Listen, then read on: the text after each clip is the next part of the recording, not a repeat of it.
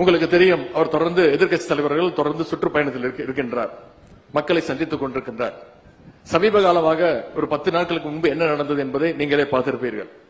அவர் ஒரு பொதுக்கூட்டத்தில் பேசிக் கொண்டிருக்கும் போது, நடு ரோட்டில் நின்று பேசிக் கொண்டிருக்கும் போது, அங்கு வந்திருந்த ஆம்புலன்ஸ் வண்டி, நோயாளிகளை கூட்டிக் கொண்டு வந்த அந்த ஆம்புலன்ஸ் வண்டியை நுழைய விடாமல் அதற்கு என்னெல்லாம் தடங்கல் செய்ய முடியுமோ அதை தொடர்ந்து செய்து கொண்டிருந்தார். இதற்கு பொதுமக்கள் மத்தியில கடும் எதிர்ப்பு தெரிவிக்கப்பட்டது.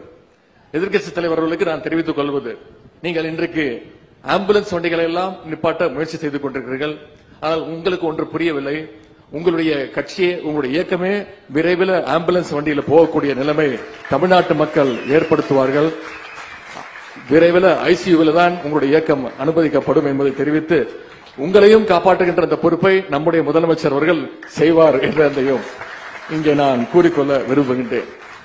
இந்த மருத்துவமனையில் பணியாற்ற உள்ள மருத்துவர்கள், செவிலியர்கள் மற்றும் பணியாளர்கள் அத்தனை பேருக்கும் என்னுடைய நன்றிகளையும் பாராட்டுகளையும் வாழ்த்துக்களையும் தெரிவித்துக் கொண்டு, இந்த மருத்துவமனையை பயன்படுத்தி நோயற்ற வாழ்வை அமைத்துக் கொள்ளுமாறு பொதுமக்கள் அத்தனை பேருக்கும் பத்திரிகை மூலமாக கேட்டுக்கொண்டு, இந்த வாய்ப்பளித்த மா சுப்பிரமணியன் அவர்களுக்கும் துறை அதிகாரிகள் அத்தனை பேருக்கும் மீண்டும் என்னுடைய நன்றியை தெரிவித்து விடைபெறுகின்றேன். நன்றி, வணக்கம்.